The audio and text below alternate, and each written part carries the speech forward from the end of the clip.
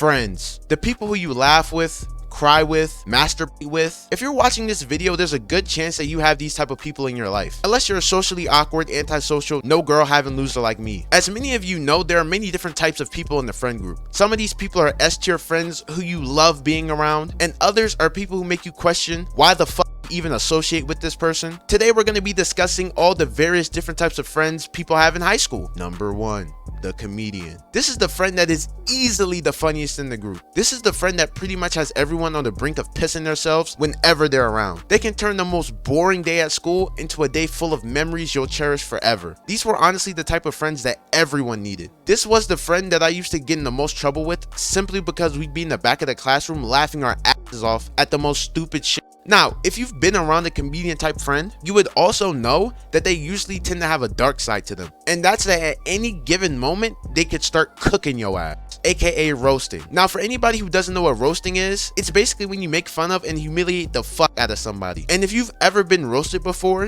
you know that shit be having you rethink your entire existence. The way comedian type friends can all of a sudden start pointing out every single little flaw about you is honestly terrifying. And Lord forbid they pull this shit in front of the hoes. Say goodbye to any chance you ever had to getting that girl you wanted, because they would make sure to absolutely embarrass you in front of all the school baddies. They'd start getting on your clothes, your hairline, your skin color. Like, damn, what my skin color got to do with anything? I mean, we're all black, right? Meanwhile, all your other friends just sitting there laughing at you. Good times, honestly. Number 2, fake ass Duke Dennis, aka Mr. L Riz. This is the nigga that has a completely warped image of himself in his mind compared to what he is in real life. He was always talking about how many bitches he gets and how all the girls just can't get off of him. The way this man be talking about how many girls he has, you'd expect this guy to be the doppelganger of Kelly Oubre or some shit. The way this man be talking, you'd expect him to be best friends with Rihanna or some shit. This is the guy who constantly calls himself the Riz God, the Rizzler, the Riz disciple. Basically, he's the equivalent of the nigga at your local YMCA basketball court saying he could beat LeBron in the 1v1. Just straight delusional. But the funniest part when it comes to these type of friends is when they actually attempt to have a conversation with the girl. They walk up to them on the most weird, creepy Discord mod type of vibes and awkwardly try to ask the girl for her IG. Like, damn. For as much experience as you say you have, this should be routine for you, my boy. Getting a girl's number should be like taking a piss. Yeah, you up here stuttering the second she asks you for your name. If Duke Dennis himself were to see you in real life, he'd be beyond disappointed and things of that nature. Number 3,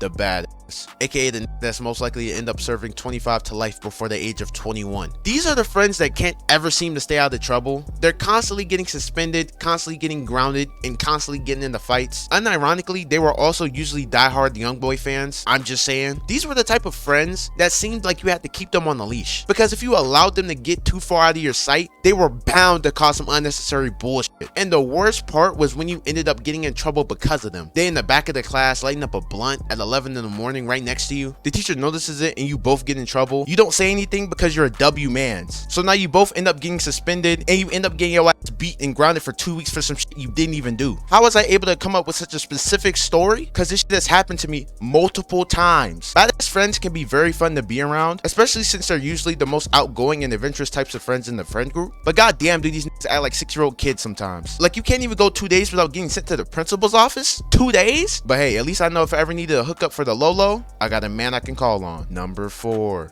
the dumbass. This was the type of nigga to get an F on the icebreaker assignments every teacher gives you at the beginning of the year. This was the type of nigga to still get a 45 on the homework even after you gave him all the right answers. This was the type of nigga that can never remember his left from his right. The dumbass of the friend group was usually the one everyone had to treat like a 4-year-old, because that's pretty much the age they were mentally. They'd constantly say dumb shit, constantly do dumb shit, constantly make you question their level of sanity. These were the type of friends whose parents you'd have to pray for, because only God knows the amount of mental, physical, and spiritual stress you must have taking care of a 17-year-old teenager that still doesn't know how to tie his own shoelaces. Even though dumb friends can seem like a burden, I have to admit that friend groups don't feel complete without at least one dumbass nigga. The one plus side to having a dumbass friend though was that they were usually pretty funny just off the fact of how stupid they were. They were bound to do some dumb shit that would have the whole group laughing. All in all, you gotta love those dumb sons of bitches. Number 5, the gamer. This was the friend that pretty much never left his goddamn house. Whenever you would invite the nigga to do anything that required physical activity, they'd make up some dumbass excuse, like they're allergic to the sun and that's why they can't hang out. When in all reality, that motherfucker's too too busy cranking 90s in Fortnite and creating a permanent butt print in their chair. These were the niggas that had already beat Elden Ring 4 times only 3 days after the game came out. These were the niggas that would speedrun Minecraft in less than 5 minutes. Listen, there's nothing wrong with being a gamer or a nigga that tries really hard at video games. It's only when you start to develop lifelong scoliosis and start developing arthritis in your hands when it starts to become a problem. These type of friends would also usually be the definition of a keyboard warrior. They talk absolutely crazy over the game or Discord. The way they'd be talking when they got mad, you'd think this guy was a top-ranked gangster from O-Block. And then the minute you see them in real life, they go from an O-Block stepper to an Olympic cafeteria sprinter. The way the entire attitude of these guys would shift whenever they'd actually have to back up their shit talk was unbelievable. Gamer friends all in all were usually pretty cool to have, especially if you needed someone to carry you in COD. Number 6.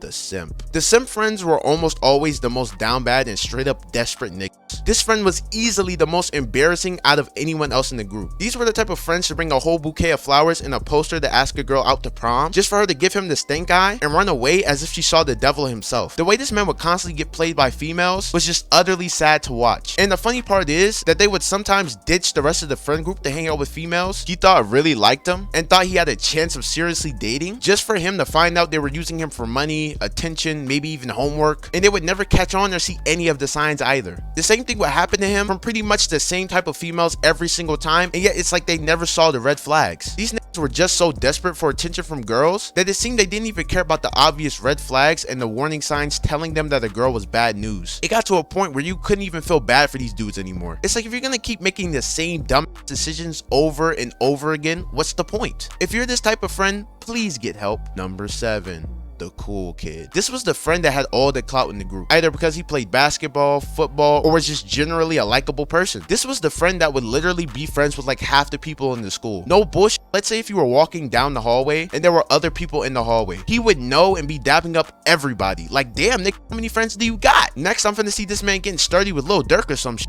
They were also the friends that would usually have the most hoes. You would very commonly see them roaming around the halls with like 3 different girls at the same damn time. Look at him, man. Just so damn inspirational. One of the best parts of having a cool or popular friend was that through them, you would meet so many different people. Basically, it was like you being friends with the cool kid made you cool by association. Obviously, I never needed this though because I was the cool kid. It was still usually nice having cool kids as friends. But anyway, I think I'm gonna go ahead and wrap up this video right here. If you guys did enjoy this video, please don't forget to leave a like. Subscribe if you're new. We've been growing extremely fast. I started this channel less than a month ago and we're already at like 5K subs last time I checked. I appreciate you guys so much. One of my main goals for this channel is to hit 100K subs by the end of the year. So yeah, let's see if we can make that possible. But anyway, hope you guys have a great rest of your day, and yeah, peace.